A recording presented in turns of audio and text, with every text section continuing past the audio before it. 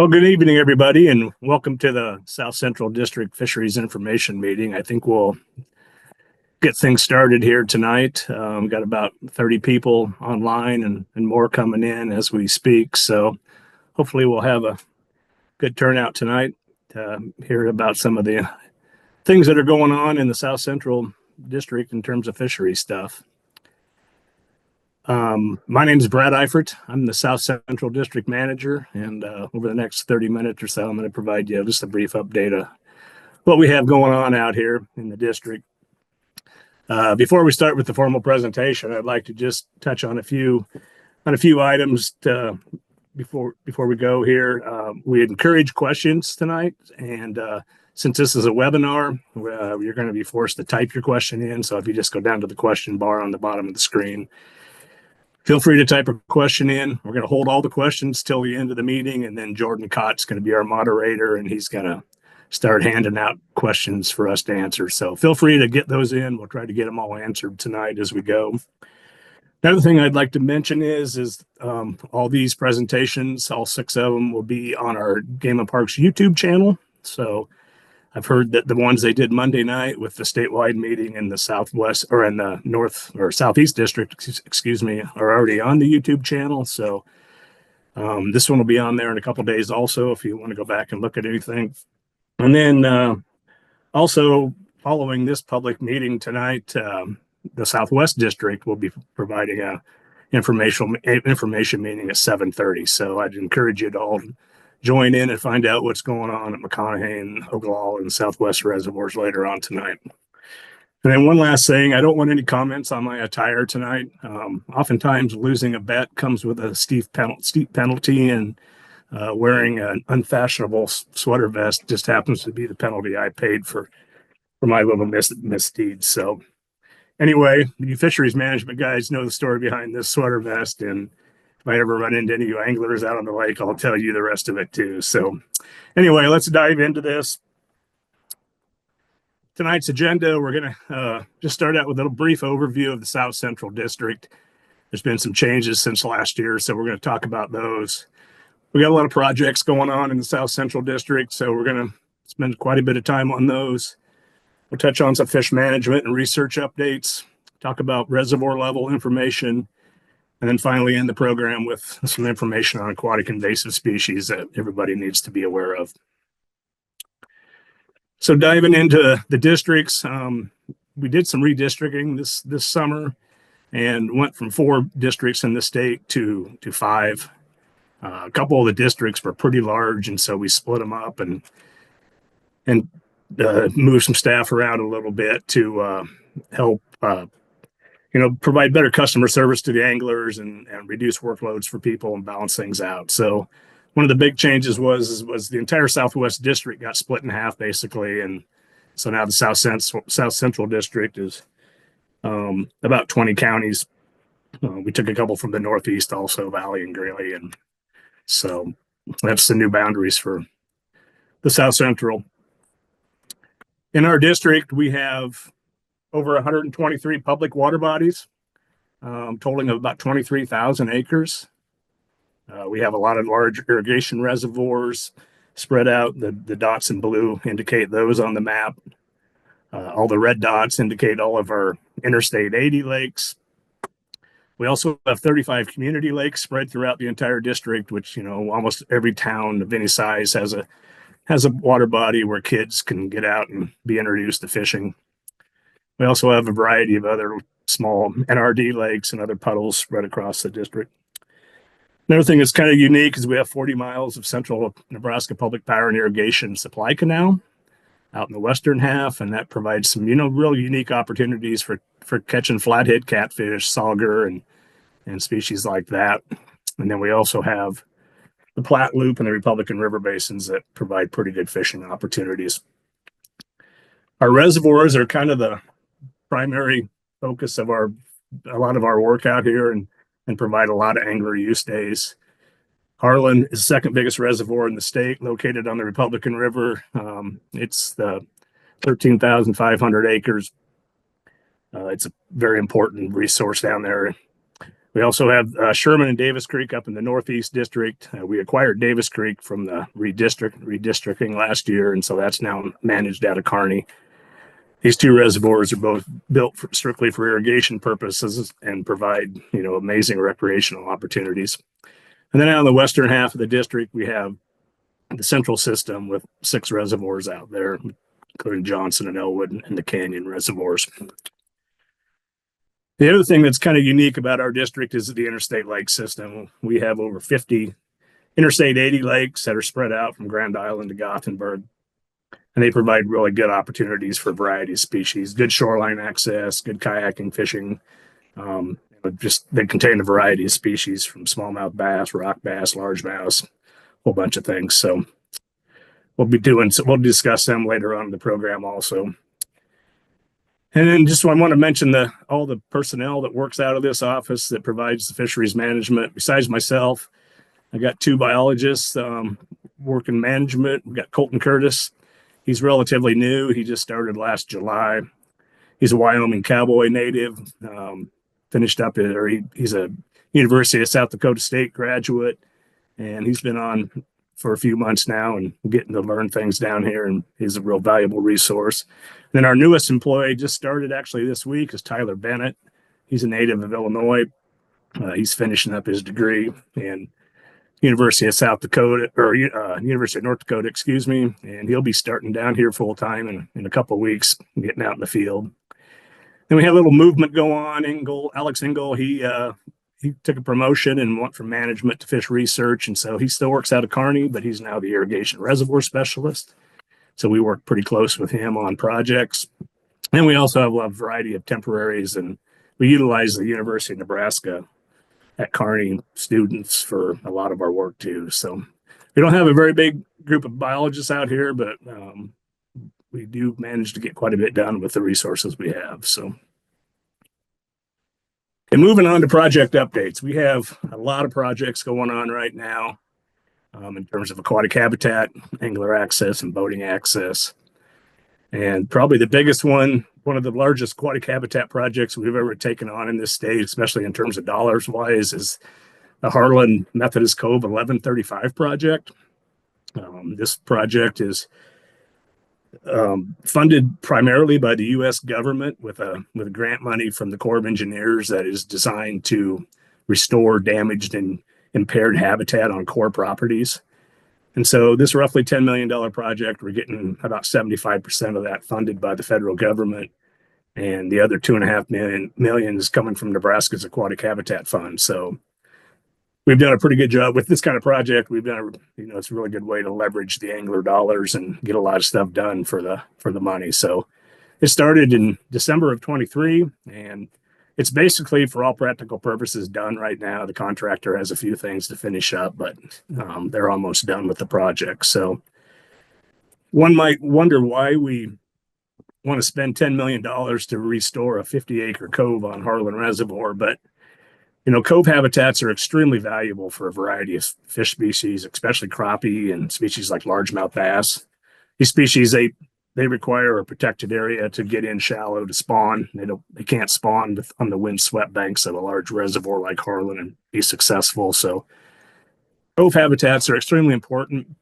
And Harlan only has about 3 coves on the reservoir that are permanently connected when the reservoir levels drop. Most of the others have the mouths have silted in, and they're inaccessible to fish when the reservoir drops a foot or two. So by going in and removing the sediment of Methodist Cove, we're going to open up 50 or 60 acres of really valuable habitat for shoreline-orientated species.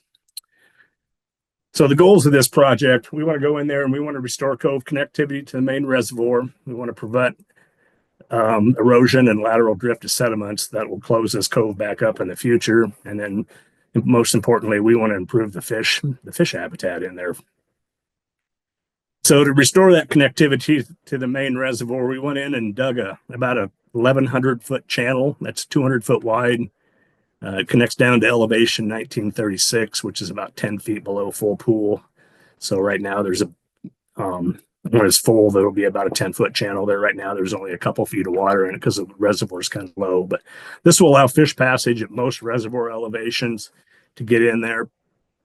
Then we also went into that cove and removed over 100,000 cubic yards of sediment to improve the depths and to improve the habitat. As you can see from this photo, these big stumps that are down there, the contractor ran into those. Those are from some of the original trees that were cut off and left when the reservoir was built in the 50s. And, they were buried under several feet of sediment. So getting a lot of that out of there to improve fish habitat. And then to prevent that cove from silting back in, we went in and constructed about a 600-foot breakwater on the west side, which will deflect the sediment.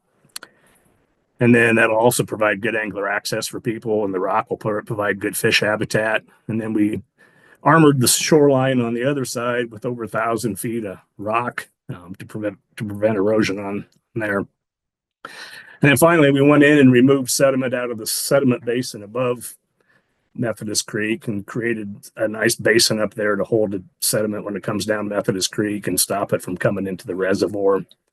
And it's also going to provide some better fishing opportunities up there. We're going to go in and stock some bluegill and bass and crappie in there and try to create a better fishing opportunities, especially for kids and people that don't have the access to get on the big reservoir. Oops, went the wrong way there. All right. And then finally, to improve fish habitat, we went in and added about 300 of these artificial spider structures that you see on the left side of the screen. And then we added several hundred large cedar trees that were removed from the core property. And if you notice here, we've kept them separately in separate locations in that cove. And that's so we can go back in and evaluate which type of habitat's the most effective for crappies in the future. So we'll be doing some research here in the next few years, evaluating this whole project. And the last thing we did is we improved fish habitat in the deep water. We went in and added several hundred large cedar tree clusters out in the mouth of Methodist Cove. And this will provide crappie a place to go in the wintertime when water temperatures are colder and they need that deeper thermal refuge, and they can get out there in that 10 to 20 foot of water, and we put a bunch of cedars out there. So trollers, beware. You're going to cause some problems this year if you like to troll that area, but there should be some good fish on them here by spring. So all in all, this 1135 project, we've removed over 150,000 cubic yards of sediment. We've created several thousand feet of rock habitat areas with jetties and baffles and breakwaters and shoreline armoring, and we've added well over 1,000 cedar trees and more than 300 artificial structures for fish habitat. So, hopefully the crappie and the bass will get the message, and we'll see some good recruitment and some good fishing from this project in the future. The last thing I want to mention about Harlan Reservoir, I want to give a shout out to Evan Folk, this young man from Kearney. As part of his Eagle Scout award, he took it upon himself to reconstruct the Gremlin fishing pier. This pier was destroyed in the high water of 2019. So he took on this project, secured the funding and materials, got some good donations from Mead Lumber and Kearney for a lot of materials. And him and his grandfather rebuilt this fishing dock this summer. And, it just turned out amazing. One of the best Eagle Scout projects I've ever seen. And saved the Game and Parks and the Corps a lot of money, as well as the anglers. So if you ever run into Evan Folk, shake his hand and tell him congratulations for that project. Moving on to boating access. Boating access coordinator, Zach Horseman, he's been really busy out in the south central part of the state the last couple of years, and he's been real generous with his checkbook, and we've got a lot of boating projects going on right now. Midway and Gallagher Canyon. These are two canyon lakes on the Tri-County Canal just upstream of Johnson. And we're just getting finished up with two new concrete ramps on these areas. These pictures are a little bit dated, so we're farther along than that now, but the project should be done in the next month. And we're going to have new courtesy docks, better parking, improved lighting. One thing I will note is our Parks Division will be doing the maintenance on these areas, moving docks and all that stuff. And so they both have been designated as state rec areas, and park stickers will be required at these areas in the future. So, but should be a real good access improvement for boaters. At Johnson Reservoir, we have a big project there that was funded by Central Nebraska Public Power and Irrigation District. They're the owners of that water body. And they went in and built a big series of breakwaters out in front of Meadows over on the east side of the reservoir. And, it's going to provide some good fishing access for anglers, some good fish habitat, and good protection for Meadows and their customers. I assume they're going to put some courtesy docks back in there. And there's also a boat ramp back in this area right over here.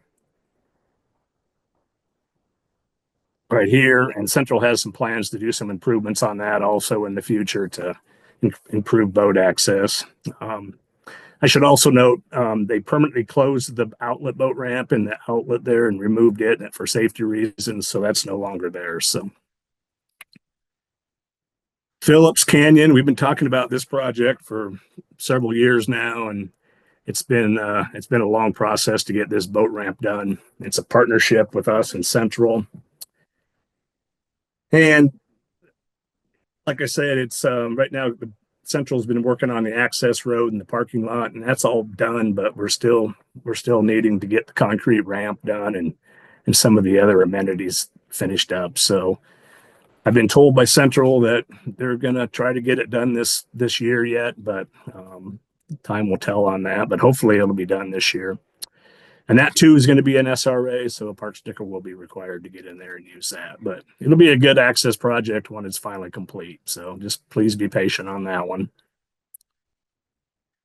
And then finally, Plum Creek Canyon Reservoir, which is the one right above Johnson Lake. We went in there and removed this stationary dock there because it just wasn't real functional during low water periods.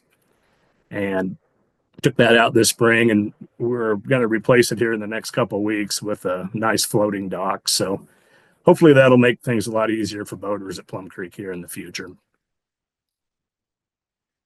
And then the final access project I want to mention is Davis Creek Reservoir. This is actually this is a Bureau reservoir, and the recreation facility is actually managed by the Lower Loop NRD and not Game and Parks. But the Lower Loop NRD received some federal funding from the Bureau of Reclamation to repave all the roads going in there, which is going to be a really nice improvement to the area when it's complete. But unfortunately, it's not quite finished yet. So access to the whole recreation area, including the campground and the boat ramps, is currently closed to public access. I spoke with the NRD project manager today, and he said they're doing a lot of concrete work this week, and their hope is to have it open maybe as early as May 1 and for sure by, May 15th. So be a little patient on that one. And it should be a nice when it gets done, but just be aware that Davis Creek right now is closed for boating access.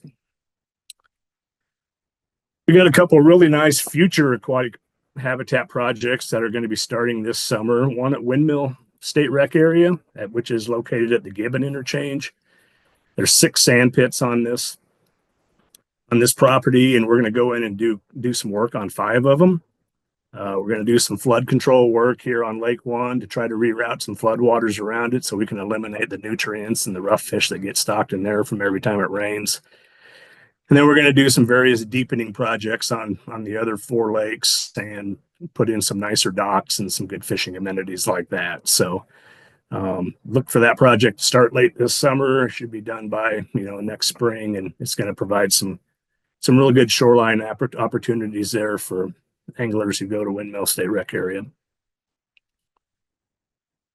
And then finally, the last aquatic habitat project we have will be some more additional Interstate 80 clearing projects. We've done several lakes in the past few years, and Jeff Jackson secured an environmental trust fund grant this year, and so that's going to pay for most of this project, where we're going to work on 6 interstate lakes in the Kearney or in the South Central District, and then a couple more of them out in the Southwest District. go in and clear cedar trees and Russian olives and some of the brush so we can open things up and make it a lot more user friendly for fishermen. Another thing I should note is part of this Environmental Trust Fund grant funded a pretty large habitat barge. And so we're going to use a lot of the cedar trees and some of that brush and put those back in the lake as fish attractors using that barge. So this project will start again this sometime late summer. Moving on into fish management research update. We do a lot of fish population surveys. We spend a lot of time on our water bodies running nets and electrofishing and sampling the fish populations that live in these water bodies. A lot of our small lakes we're not able to get to every year. We might get to them every 4 or 5 years. Our big reservoirs, we put a lot more emphasis on them, and we're sampling these bodies of water every year. So anyway, if you want to know what our sampling results are, we're real open with this information and willing to share it. We have the annual fishing forecast, which you see on the lower right down there, which provides all the sampling data. We also spend a considerable amount of time each winter writing management reports and summaries of all our major water bodies. And these all get posted on our website. So I would encourage you all to go on our outdoornebraska.gov site and take a look at these, and you'll learn quite a bit, I think, about your water bodies from what we have written down in there and what we share. And if there's something that you don't find on there, feel free to give us a call. We're totally willing to share the data we're collecting. There's no secrets on what we're doing. So feel free to get a hold of us. This slide here is pretty busy, I know, but I just want to emphasize that in 2025, our fish stocking request is for almost 15 million fish in the South Central District. And this comprises of 15 different species. The big things we stock every year in our district are going to be walleye. That's number one. We stock a lot of sauger in that canal system. We stock a lot of channel catfish and a lot of the smaller water bodies where catfish don't naturally reproduce. Hybrid striped bass go into a few of our reservoirs. And then you'll see some unique ones like blue catfish. We got blue catfish that we're introducing into the canal system out there, Plum Creek, Gallagher, and Midway. So we're putting those in there. And, smallmouth bass are going into some of our interstate lakes and yellow perch. And so you can also find our stocking list on our website also. Speaking of stocking, we got our spring trout stockings coming. We've got most of them completed here in the last week, but we've got about a dozen lakes we've stocked in this spring. And our hatchery system, I got to give them a kudos because we asked for them and they produced a larger product for us. They're going to stock most of the fish they're stocking are going to average about 12 inches this year instead of the normal 10. So hopefully anglers will notice an increase in the average size and will be appreciative of that. We also have a trout angler survey that we started last fall, and we're going to continue it this spring. We're just trying to get some angler satisfaction, determine angler satisfaction, and get their input on our trout stocking program so we can evaluate it. And we've had good response so far. I've had over 800 responses, and hopefully we'll get a few more tonight. I'd like to get that up to over 1,000 if we could by the end of this spring. So if you see that sign on the lakes where you're trout fishing, you can click on that QR, shoot that QR code with your camera, and it'll take you right to our link to the survey. And when we get done tonight, I'll have that on the last slide where you can have a better chance to take a picture of it and link up to it. And also surveys we do a lot of, we have a couple of big angler surveys we're doing at Sherman and Harlan. We did them last year and we're going to repeat them again this year.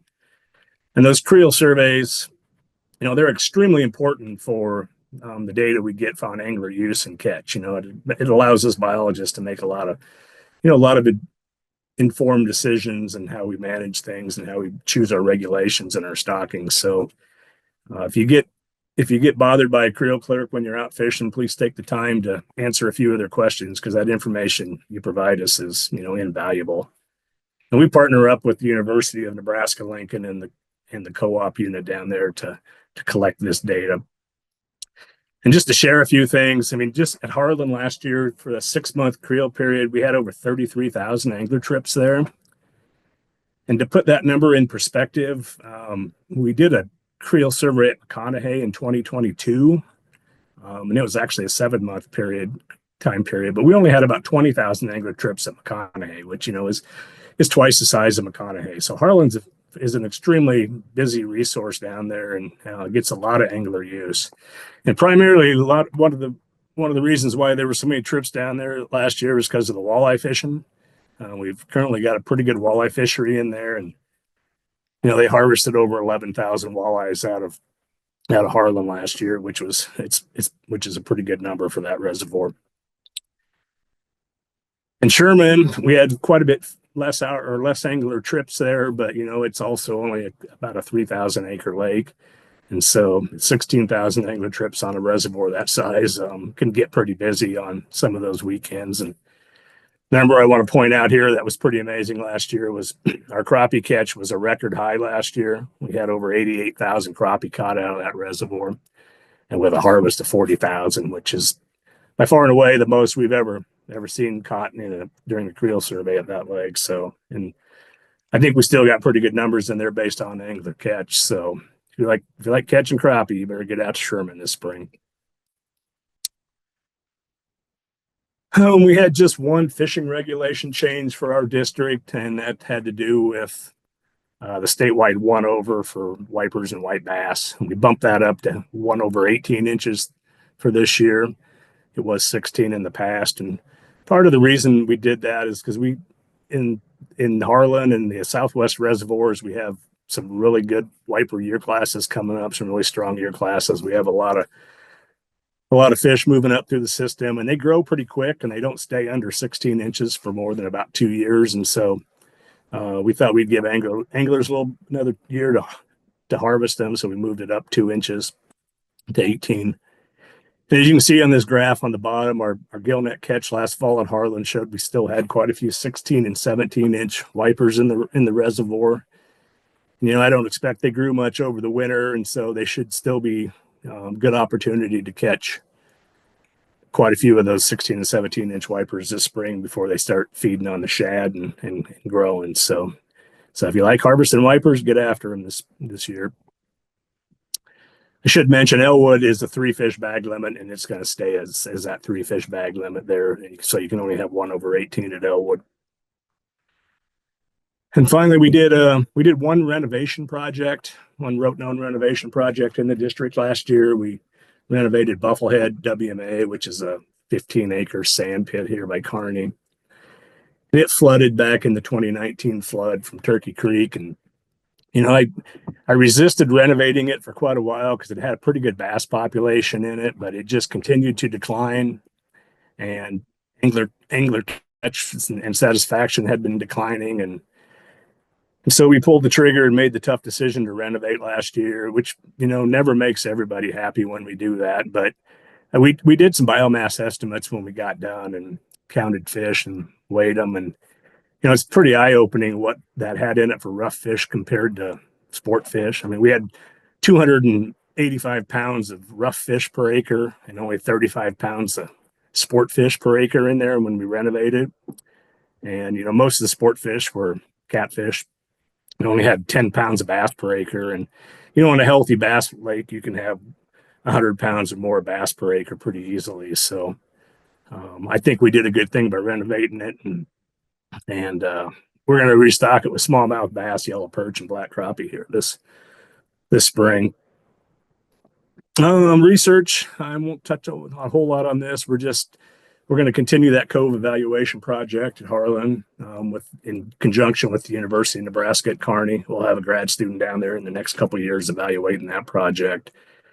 And then we also have a statewide largemouth bass study that's coming on in the western half of the state this year. And I'm thinking probably Harlan and Elwood might be a couple candidate reservoirs for that, but we haven't quite finalized that yet. But we do have some research going on here with the University of Nebraska at Kearney and Alex Engel and Keith Copel. So, and then finally, reservoir levels. We're real fortunate with most of our reservoirs in the South Central District here, especially Davis Creek and Sherman. They're both fed by a feeder canal coming off the Loop River systems and Calamus Reservoir. So, they're guaranteed to fill up every spring. and stay full through, the early part of the year anyway, till irrigation releases start. So they'll be putting water in them in mid-April. And you get out on the western central Nebraska public power system lakes, and they too have a real stable water supply. And we'll see, they'll be full all summer long also, with the exception of Elwood. It's down about 20 feet right now. And from talking to some of Central's folks, they'll be putting water in it here real soon, and they're going to bring it up to about 10 feet below full pool, or full conservation pool here by early summer, and then use it as a normal irrigation season drawdown for this year. The reservoir that's real concerning right now is Harlan. It's currently down about 7 feet from full pool. And, we've seen since its high in 2019, we've seen the declining trend in elevations down there. Its water source is totally dependent on precipitation in the Republican River Basin. There is a little bit of augmentation that takes place through wells, but if we don't see some adequate rainfalls in the southwest part of the state this spring, we're probably going to see some pretty dramatic declines in Elwood again, or at Harlan again this year. Once we start getting down to that 1937, 36, 35 range, we start losing some boat ramps, and access gets a little tougher down there. So hopefully we'll get some moisture and we won't see too big of a drawdown, but we're about a foot right now below where we were last year at this same time. So things aren't looking real good right now. And I just want to touch, just in closing, with some aquatic invasive species stuff. We got 2 full-time staff. We got Chris Starr and Jenna Pugels that do an amazing job with our aquatic invasive species program. It seems like they're dealing with something new every day that's getting introduced into our environment. But one thing they do that's extremely valuable, and a lot of you anglers will see, is they coordinate all the watercraft inspections in the state. And they're going to have a team of, 14 or 15 different seasonal employees this summer working the boat ramps across the state. And so if you get encountered by these people, take the time to talk with them, let them inspect your boats, and because the information we get from them is real valuable. We inspected over 8,000 watercraft in the state in 2024. So they're getting out there and they're getting after it. And I also want to point out, if you see anything that's unusual when you're out and about that you think might be an invasive species, please contact this information down here on the bottom and let these guys know so we can get on it right away. We've been real fortunate in Nebraska with zebra mussels to date. We have them. They're all throughout the eastern, the Missouri River system on the eastern half of the state, and in a couple isolated lakes around Omaha and Offutt and Beaver Lake. But we've been fortunate to keep them out of the rest of the state. And as you can see by this map, we're surrounded by them with the exception of Wyoming. And so if you're an angler that likes to fish Kansas or South Dakota, I really encourage you to make sure you clean your boat off when you come back from those contaminated waters before you put them in Nebraska, so we can hopefully delay or keep these guys out of Nebraska for forever. Silver and bighead carp are another issue that we deal with out in the south central part of the state. They've found their way up the Platte and the Loup River quite a ways. They have a pretty good population in the Platte all the way up to Lexington, when they get caught below the return where it comes back from the central system.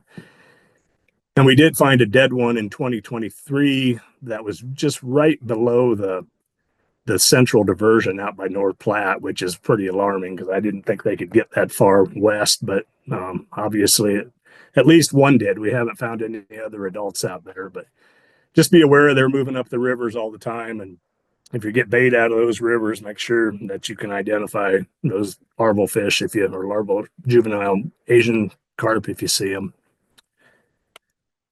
And then finally, Eurasian water milfoil. That's the other thing that's been a real issue here in this part of the state. We've been sampling a lot more lakes, and it seems like the more lakes we sample, the more we find this aquatic vegetation. And, it grows pretty dense, makes fishing really tough. It crowds out a lot of our more native plants. And so we want to limit its spread. We're going to work on trying to treat it in a few lakes, but as you can see, it's in several interstate lakes around Kearney, Grand Island, and down in Crystal Lake down by Hastings. So if you happen to put a boat in any of these lakes that are infested, and they're all the infested lakes are listed in the fishing guide. Just make sure you get the vegetation cleaned off really well, so it can prevent spread. And with that, that's all I have to share with you tonight. This is the three guys that do all the fish management work here in the Kearney office, myself, Colton, and Tyler. So contact information's here for you. I encourage you to feel free to reach out and call and get a hold of us if you ever have any questions, concerns, complaints, whatever. We're here to take it all. So that's what our job is, and we like to hear from you anglers. So feel free to reach out. And with that, we'll turn it over to Jordan and let him start handing out some questions for us. All right. Thanks, Brad. Very well done. And definitely the best dressed so far of our meetings. We got some good questions coming in. I'd encourage everybody to keep those questions rolling in. First one deals with river access and catfish anglers. So first, where can you access some rivers out in your district for catfish angling and just angling in general? Yeah.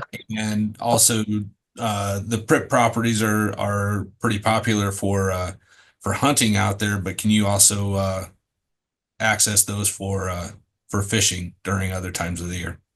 Right. Yeah, that's a good question. I would encourage you to pick up one of these public atlases that our wildlife guys create for us every year. That lists all the wildlife management areas along the Platte River in it. And, we have several of them, Martin's Reach, Bassway Strip, East Odessa, Dar. There's a variety of them that you can access the river for catfishing opportunities. Also, there's pretty decent catfishing opportunities in like the Kearney Canal right here in Kearney. When it's flowing, there's pretty good access along there in multiple places. I don't know, like what? Yeah, that was kind of a long question, Jordan. I don't remember if I did. I know I didn't answer it all, but what about the PRIP PRIP properties? Yeah. Yeah, there are several of them that have river access and they're open for fishing. But you'll have to go to their website. They have a website, Platte River, I think, .org, I think is what it is, or platteaccess.org. And you have to sign up to use their property. It's reserved on a first come, first served basis, and you have to have a reservation. And they do close some of them down during, like right now, they're all closed down during the crane migration, the hooping crane migration, and they close some of the sand pits down during the nesting season for terns and plovers. But yeah, several of their properties would also be good spots to go catch catfish or carp or access the river. So you can contact the Kearney office and talk to our staff here. And Andrew Furman, he's kind of the coordinator that handles that access project in the Kearney office, and he'd be more than glad to answer all your questions. Very good.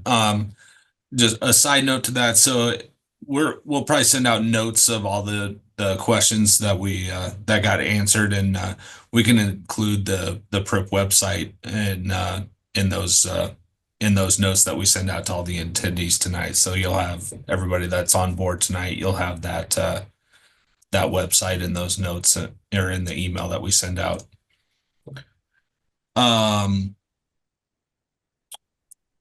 As far as largemouth bass around the Kearney area, can you give kind of your biologist top picks, top 3 for largemouth bass around Kearney? And might as well throw a smallmouth bass in there. I know you've been working on trying to develop some smallmouth fisheries in the interstate lakes as well. Yeah, the smallmouth one's real easy to answer.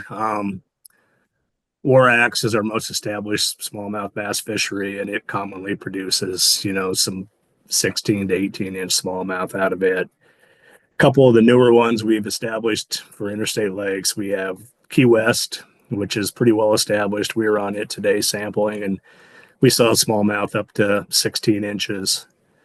The three little lakes at the Archway, we've all restocked with smallmouth bass, and some of those contain smallmouth up to 16 inches.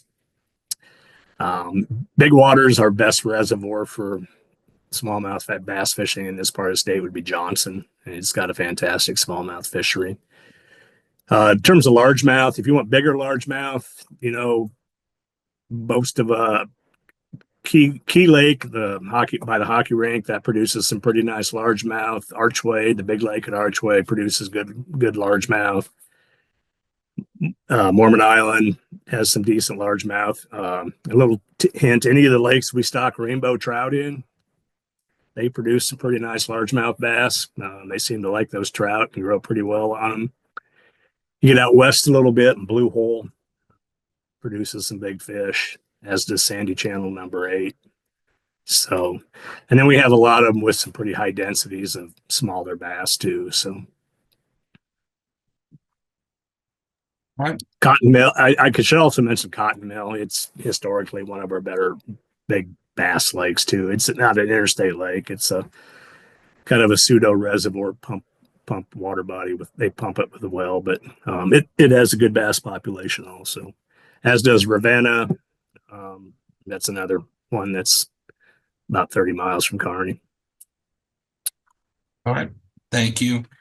Couple questions regarding Davis Creek. So, new lake to the district is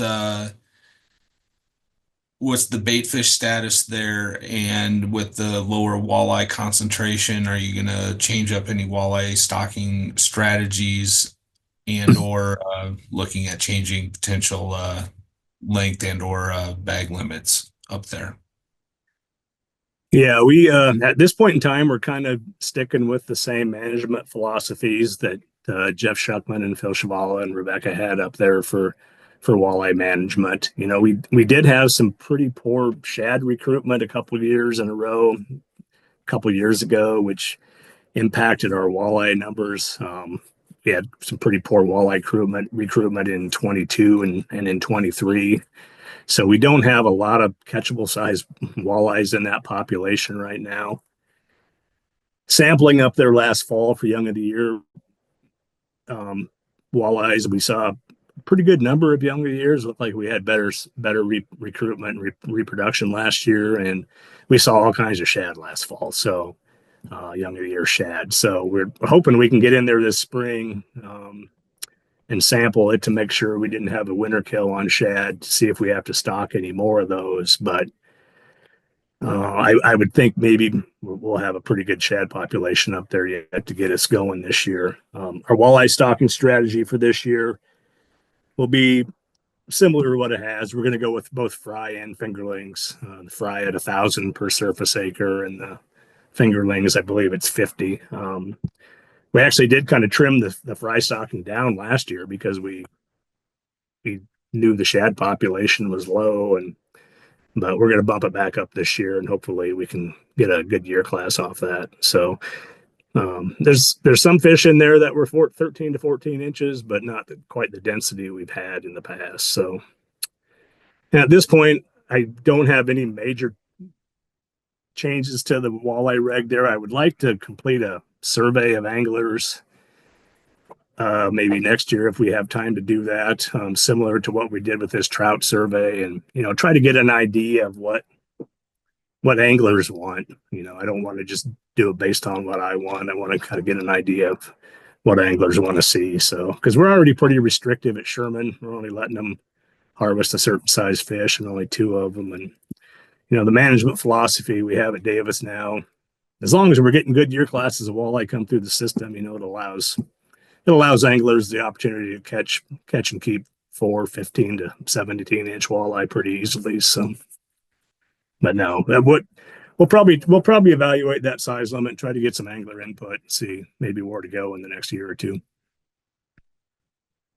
That's a good segue into the next question here. We'll bring Colton on to kind of give us a little more update about the trout survey that he worked on and is still working on. And Colton, you want to provide us a little more details about the the trout survey and encourage our anglers here tonight on where to go to find it. Yeah, be more than happy to provide an update. So, um, it is a moving target. We are still collecting a lot of data from our anglers. The number today that we have collected is 867 surveys. We're going to be continuing this through our spring season. This will probably end sometime late April or May. And then all of these results are going to be published on our website. So stay tuned for a full report from these. But just to give you a small update, we did take kind of a new approach. Typically, these surveys would be done in person, interviewing our anglers in person at the lake. But we decided to kind of take a different approach. We pushed this out through our website, email. We posted QR codes at a lot of our lake access points on our primary put and take trout lakes. The majority of the responses that we got came from people accessing it through email or the website, but we did get a fair amount of use from the QR codes. So kudos to those of you who did take the time to scan the posters. Um, the we asked quite a few questions. I'm just going to give you a few key ones. The top three lakes that our anglers are reporting as the most popular are going to be, hang on, let me find it here. CenturyLink, Holmes, and Fort Kearney. And this changes every day, just depending on how many responses we get in a day. The responses are starting to come up again now that we've been pushing it out through our email. As far as harvest goes, we did ask a fair amount of harvest questions. How important is harvest to you? What makes a fishing trip successful to you? And the importance of harvest was relatively even. We didn't see a whole lot of people saying, yes, it's the most important, or no, I don't care about harvest. But we did see that just catching something was really important for our anglers. One of the most notable results that we got from this survey, we asked 4 catch scenarios that ask your level of satisfaction if you catch 0 trout, or if you catch 5 10-inch trout, or 3 12-inch trout, and 1 15+ inch trout. And we saw the most satisfaction with catching that one big fish. So to us, that's a big deal. Just seeing that the majority of our anglers want to just catch bigger fish. And to go along with that, we asked a regulation question. And we asked, if we stock larger fish, would you support a reduced daily bag limit? And unsurprisingly, we saw a lot of support for that. And around 70% support from the angling public. And then the last question that we asked was, what should the daily bag limit be? The most popular answer would be 3 fish per day, but we're not going to make any decisions from that right away, not until the rest of the survey is done. So we are still collecting this. Stay tuned for that to be published on the website. If you have any questions, feel free to reach out to me, or maybe I'll see you out there and you can ask me in person. Thanks, Colton.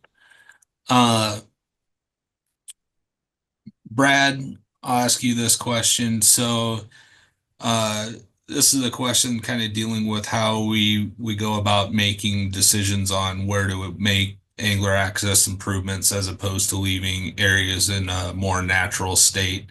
Can you kind of touch base on how we go about making an improvement to an area, adding a access node, an ADA area versus just leaving it a shoreline natural for anglers?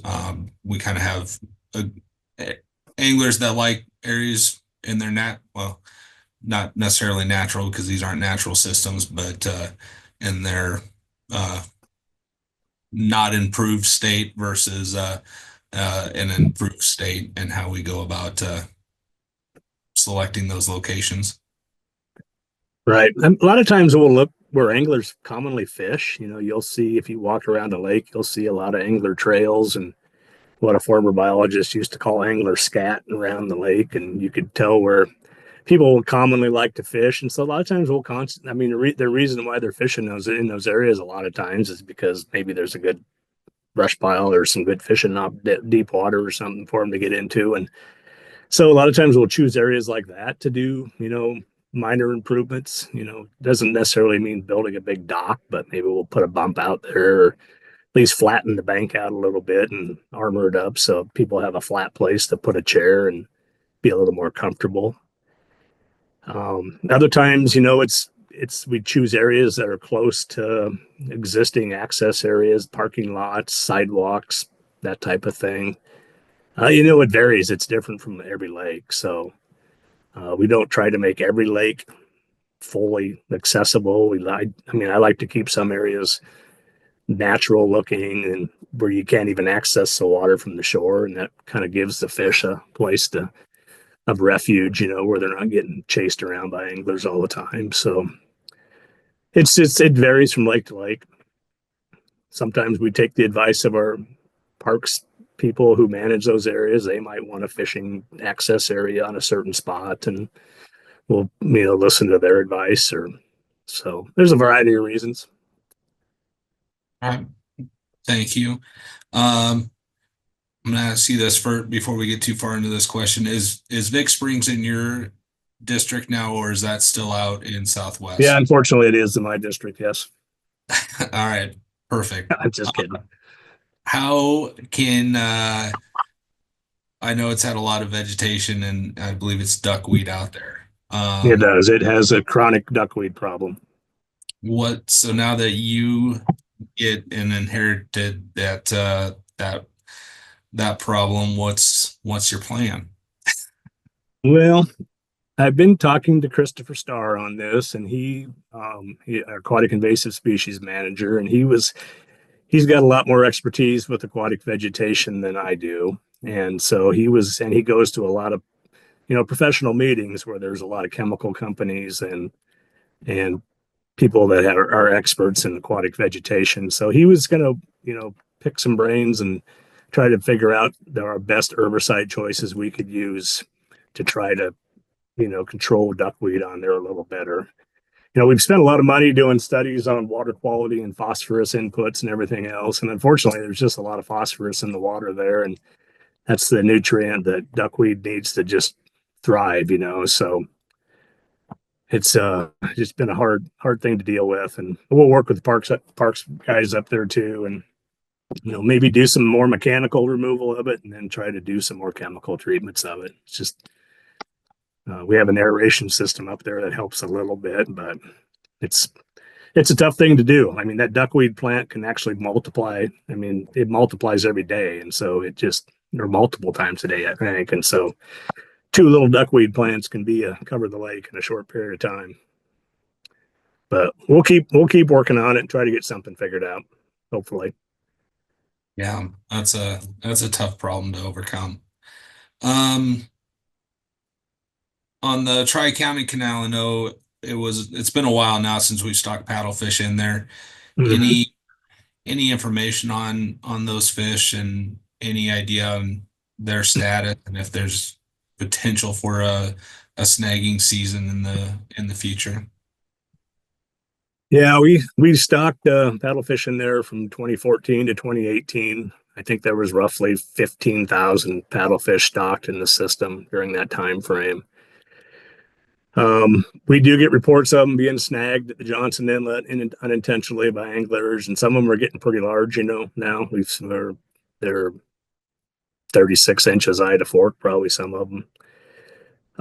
No, we don't have We don't have any plans for coming up with either an archery season or a snagging season. There just doesn't seem to be a real good situation how it's going to work. I don't really want to open up rod and reel snagging for them because that would cause a lot of issues for our law enforcement and for other anglers in the canal system. And the Johnson Inlet and that type of thing. And I don't know, archery probably seems like the most reasonable way to go, but we just haven't ever come up with the logical way to do it. So right now, I guess we're just letting them live out their lives in the canal. And if you happen to snag one, enjoy it and take a picture and release it.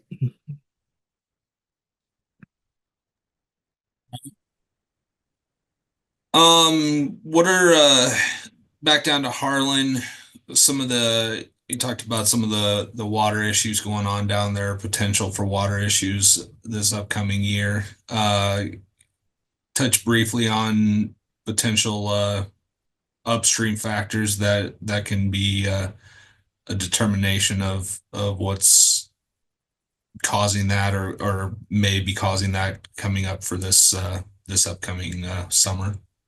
Yeah, I mean, right now it's lack of precipitation up in the upper watershed. There's just not much water, inflows coming down the system, so we're not seeing water come in.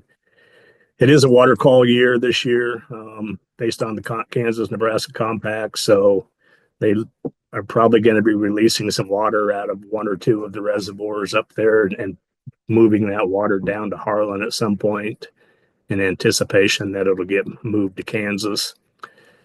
I don't know exactly how many acre feet that'll be or when that'll happen, but that'll probably come out of either Medicine Creek or the augmentation wells. So yeah, I mean, that water's going to end up, I mean, based on the compact, they have to send that water down the system to Harlan and not store it at one of those upper reservoirs. So I believe they're not going to irrigate out of Red Willow this year. And they're only going to have a limited irrigation season out of Swanson. So they're going to kind of reduce irrigation out of those two reservoirs. Enders doesn't have any irrigation coming out of it. So Medicine Creek will be the only one with a lot of it.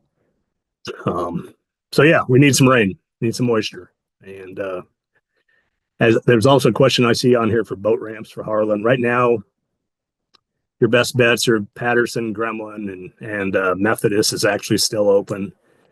It'll be open. I mean, Gremlin and Patterson will be open for another about 4 or 5, 6 feet drawdown. Methodist, once the lake drops another foot or two, it'll be closed down again. It was pretty touch and go last fall, but it is usable now.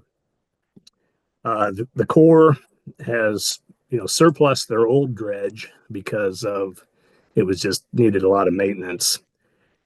And the Tom Zickman, their manager down there, has been working really hard with his legislative officials and to get a new one. And Deb Fisher introduced the legislation into Congress last year, and it was, but I don't think it's been approved yet. With the new administration, there's been a lot of upheaval in D.C. and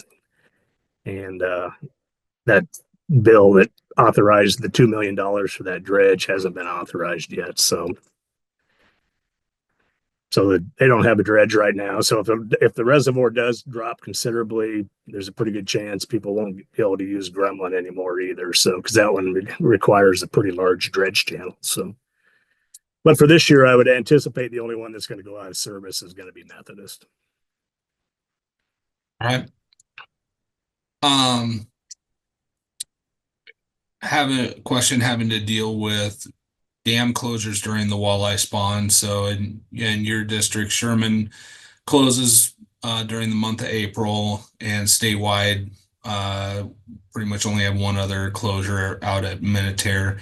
You talk about some of the thought behind why we have those particular closures, especially at Sherman, and why we don't have more closures across the state, or at least in your district. Yeah, the Sherman closure has been in effect since the 80s. It was pushed by the locals up there and by law enforcement because there was apparently a lot of issues, illegal activity on that dam. And so it's been closed since well before I was a fisheries biologist. And it's actually not a full closure. They can fish it up until the end of December, or at the end of March, excuse me. And then it's only closed from April 1st to April 20, which is kind of the peak of the spawn, but there's still fish on that dam before and after that time frame. So it's not a total closure. We've kept it closed at Sherman because we use Sherman as a brood lake for our walleye production, and it's just a lot handier for us not to have to deal with a lot of anglers on the dam when we're running nets and sampling fish and collecting brood fish. As for Mac, this was a big issue there a couple of years ago. You know, we did 2 creel surveys there and concentrated on, you know, just the nighttime spawn fishery there, and our data that we collected there, you know, showed that they're having a really small impact on the walleye population, what they're harvesting there compared to what they're harvesting for during the rest of the season. And, you know, there's a culture of people that really like to get out there and fish on the dam during April and fish at night. And when it's cold and miserable, there's just a lot of people, there's some people that like to do that. And there's a good opportunity to catch big fish, and people do it legally and do it correctly. I mean, obviously there's people that don't, but I mean, we found in that creel survey at McConaughey that most people, you know, follow the rules for the most part and released a lot of the big females they caught. So we don't, you know, we don't like to limit opportunity in our agency. And so, you know, by closing the dam down during walleye spawn, you are limiting that opportunity for people. And some of those guys don't own boats, and their only opportunity to get after a big walleye is during April when they're up on the rocks, you know. So, and we don't see, you know, a lot of our other reservoirs like Harlan, we used to have a lot of people that fish that during the spawn, and we don't see as much of that at Harlan anymore. We don't see as much of it at Johnson. It seems like Mac's the big place to go for that. So, but no, that's kind of why we didn't close it at Mac, just because we're going to limit up. We didn't see any biological impact on it really, and we don't want to limit out angler opportunity.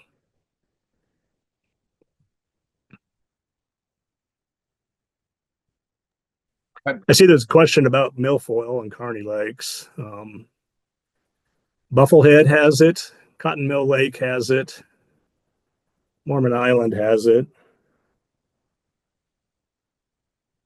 And I think I'm missing one, but Bassway Strip maybe is another one. I think that has it also. So there's 4 or 5 that have it, and there's probably more. Like I say, we're just getting into that sampling where we're getting out and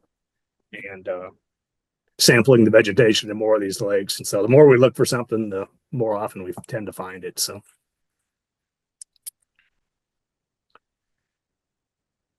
There's also a wiper question. Can I answer that one?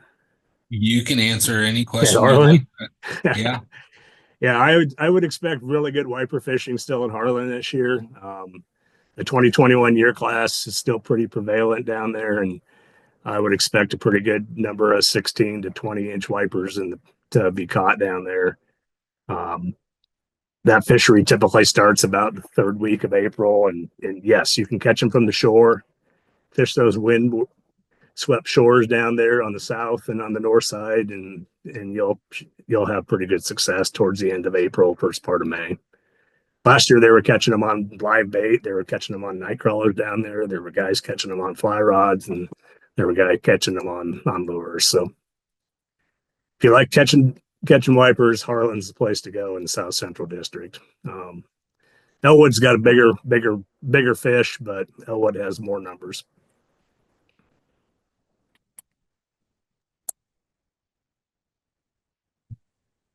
So with that, and the question about Bufflehead, there's no fish in Bufflehead right now, and so that's how they're doing. It was renovated late October last year, and it's scheduled to be stocked here with fingerling fish coming out of the hatchery in June.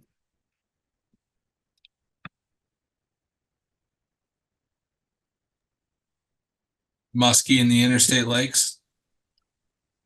Well, we do have them in a couple of them. We have a really well-established population at Mormon Island in the Big Lake, and there's some anglers over there that'll catch them up to 40 plus, 45, 46 inches long. We've also introduced them into Sandy Channel number 8, which is the big lake over there. You don't hear quite as many of them being caught, but they're, you know, in the upper 30s to around 40 inches. Ellie Ray, which isn't really an interstate lake, but it's a sand pit in Grand Island. We also actively stock muskies there. And then in the recent years, we've been putting tiger muskies in the big lake at the Archway. And some of the reports I've seen on them, they're up in that, you know, mid 30s range also. And so those are kind of only lakes that in my mind are big enough to and have the proper prey base to sustain a predator that can consume fish like a muskie does. So Elwood would be the other opportunity in the South Central District. We have pretty decent muskies in that reservoir also. And there's a pretty good fishery. It's not as good as Merritt's, but it's a pretty good dam fishery this time of year when those muskies move up on the soil cement. And anglers, they catch some pretty nice ones out there too. So with that, if anybody has any other questions, Brad, Colton, and Tyler's contact info are on the screen. They'd love to hear from you. Love to talk fishing with you and answer any questions any of you have. Thank you all for attending, and I'll leave it up to Brad for any closing remarks. Yeah, I'd just like to thank everybody who took time out of their evening tonight to join us. We appreciate your passion for Nebraska fisheries, and feel free to contact us. You know, we like to hear for what you say and what we want to hear your opinions, and want to hear your fishing stories. And if you go out and don't have success, we want to hear about that too. So, you know, don't hesitate to reach out and email me, call me, whatever, or Colton or Tyler, and be more than glad to share anything we know about things. And we'd love to hear what you guys know and what you learn when you're out fishing on our water bodies. So with that, that's about all I have. Colton, do you have anything? You're more than welcome to share it. No, I think you summed it up nicely, Brad. Good. But no, we've been on the water a little bit this spring. We were on the canal system collecting sauger for our hatchery a couple of weeks ago, and there's some pretty amazing sauger out in that canal system. We'll be on the water next week at Sherman collecting walleyes for the hatchery system, and I fully expect to see some really nice walleyes in that reservoir. And so, yeah, we have some really good opportunities in this part of the state. So I hope you all have a good fishing season, and let us know if you have any questions.